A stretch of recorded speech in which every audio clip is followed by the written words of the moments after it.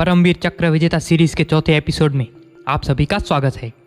आज बात करेंगे भारत के चौथे परमवीर चक्र विजेता कंपनी हवलदार मेजर पीरू सिंह की, जिन्होंने 1948 की भारत पाकिस्तान जंग में बुरी तरह घायल होने के बावजूद अकेले ही पाकिस्तान के 3 बंकर को तबाह कर दिया।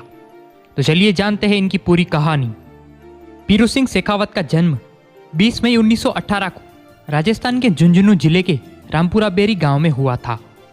वह अपने माता पिता के 8 संतानों में से सबसे छोटे थे।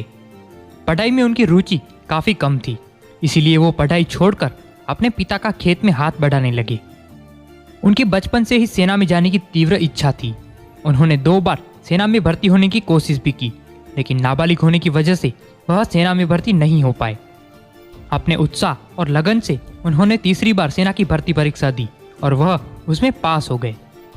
इत्तेफाक से वो उसी तारीख को सेना में भर्ती हुए जिस तारीख को उनका जन्म हुआ था, और उन्हें फर्स्ट पंजाब रेजिमेंट की 10वीं बटालियन में शामिल किया गया। उनकी सेना की ट्रेनिंग पूरी होने के बाद उन्हें उसी रेजिमेंट की 5वीं बटालियन में तैनात किया गया।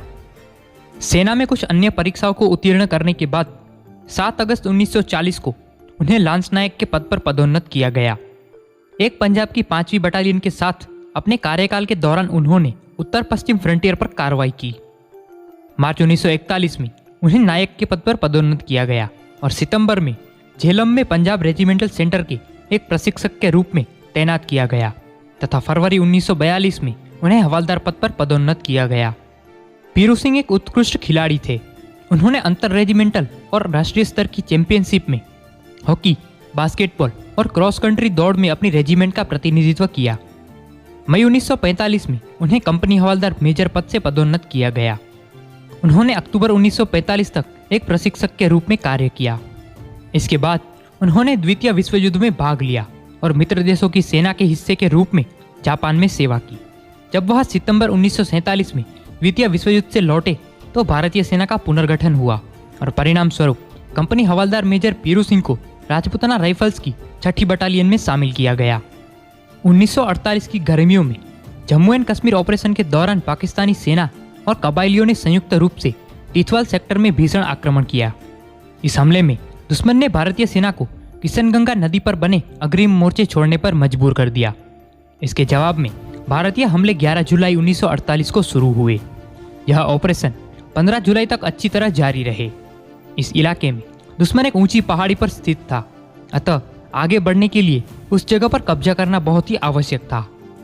उसके नजदीक ही दुश्मन ने एक और पहाड़ी पर बहुत ही मजबूत मोर्चाबंदी कर रखी थी।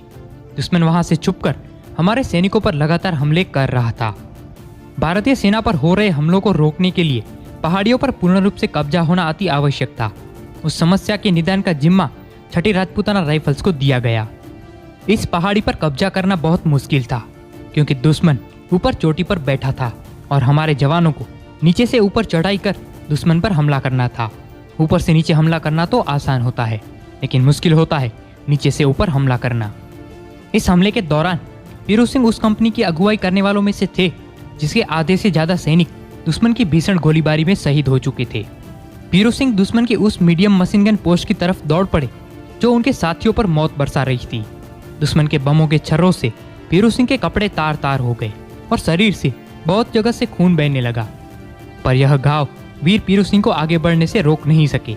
वह राजपूताना राइफल्स का जोशीला युद्धघोष राजा रामचंद्र की जय करते लगातार आगे बढ़ते रहे। आगे बढ़ते हुए उन्होंने मीडियम मशीन गन से फायर कर रहे दुश्मन सैनिक को अपनी स्टैंड गन से मार डाला और कहर बरसा रही मशीन गन बंकर के सभी दुश्मनों को मारकर उस पोस्ट पर कब्जा कर लिया। तब तक उनके सारे साथी सैनिक या तो घायल होकर या प्राणों का बलिदान कर रास्ते में पीछे ही रह गए थे। पहाड़ी से दुश्मन को हटाने की जिम्मेदारी अब मात्र अकेले पीरू सिंह पर ही रह गई थी। शरीर से बहुत अधिक खून बहते हुए भी दुश्मन की दूसरी मीडियम मशीन गन पोस्ट पर हमला करने वो आगे बढ़े। तभी एक बम उनके पास आकर फटा, जिसके कारण वो घायल हो गए। उनके चेहरे और आंखों से खून टपकने लगा तथा वो लगभग अंधे हो गए। तब तक उनकी स्टैंड गन की सारी गोलियां भी खत्म हो चुकी थी। फिर भी दुश्मन के जिस बंकर पर उन्होंने कब्जा किया था उस बंकर से वह रेंगते हुए बाहर निकले और दूसरे बंकर पर बम फेंके। बम फेंकने के बाद पीरू सिंह दुश्मन के तीसरे बंकर में कूद गए और 2 दुश्मनों को मात्र स्टैंड गन के आगे लगे चाकू से मार गिराया।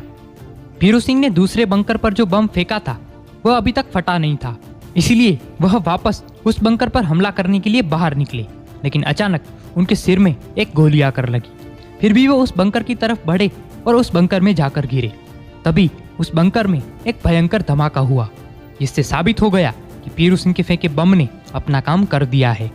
इसी के साथ पाकिस्तान का तीसरा बंकर भी तबाह हो गया, लेकिन इसमें हमने हमारे जाबाज सिपाही कंपनी हवलदार मेजर पीरू सिंह को खो दिया। उन्हें कवर फायर दे रही सी कंपनी के कमांडर ने यह सारा दृश्य अपनी आंखों से देखा।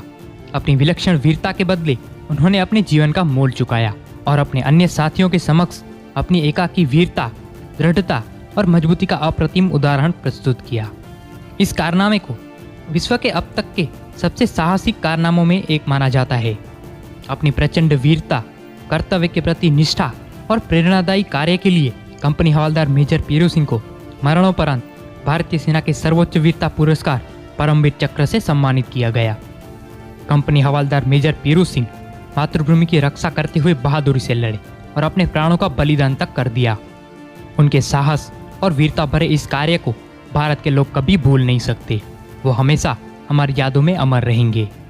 तो आज के इस एपिसोड में बस इतना ही। मिलेंगे अगले एपिसोड में एक और परमवीर की शौर्य गाथा के साथ। जय हिंद।